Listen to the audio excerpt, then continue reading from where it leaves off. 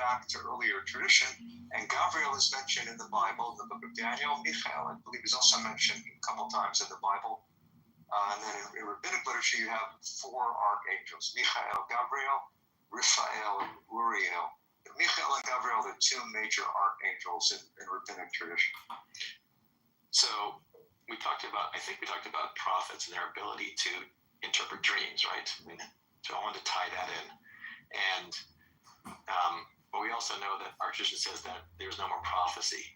So does that mean that people can't interpret dreams now anymore? How does prophets and their interpretation of dreams fit into this whole? It's not so much that prophets interpret dreams. I mean, that you do find it in the book of Daniel. There are dreams, and then Gabriel helps to interpret the dream. What the Zohar is saying. Well, let's start with that line, that amazing line in the Talmud. A dream is 1/60th of prophecy. So you might say, we don't have prophecy anymore. We have little hints of prophecy. One of the ways you get a hint of prophecy is in a dream. So a dream is a fraction of prophecy.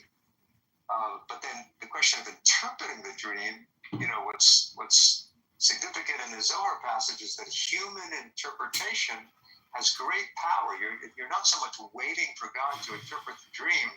You're trying to find out what the dream means. So you have to be careful who you tell your dream to. Okay, so people who use psychoanalysis, be careful who you pick to be your analyst. It has to be someone who's on your side.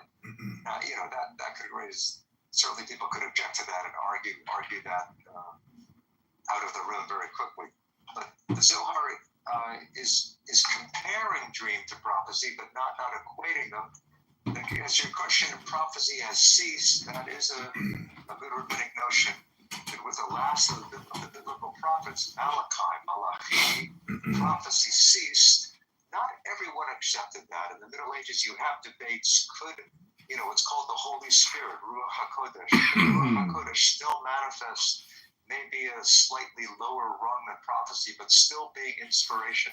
Sometimes this is called Bat Kol, right? An echo, literally the daughter of a voice. So you don't get God's voice, but you get the daughter of God's voice. You get an echo, a heavenly echo. Okay, I'm just going to quickly read this over. Here we go. This is the notes section.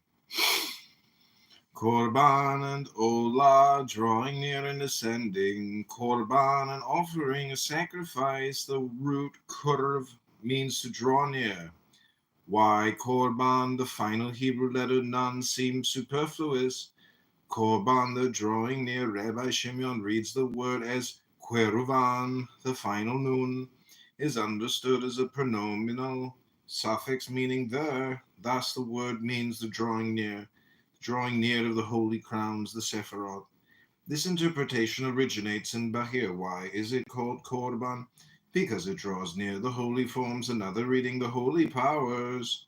The Kabbalists of the 13th century relied on the Bahir and elaborated this particular teaching as Rabbi Shimeon indicates. This is well known to the comrades. The Korban is a sacrament, unifying all the aspects of divinity and symbolizing the ascent of the human soul on the ladder of the Sephirot.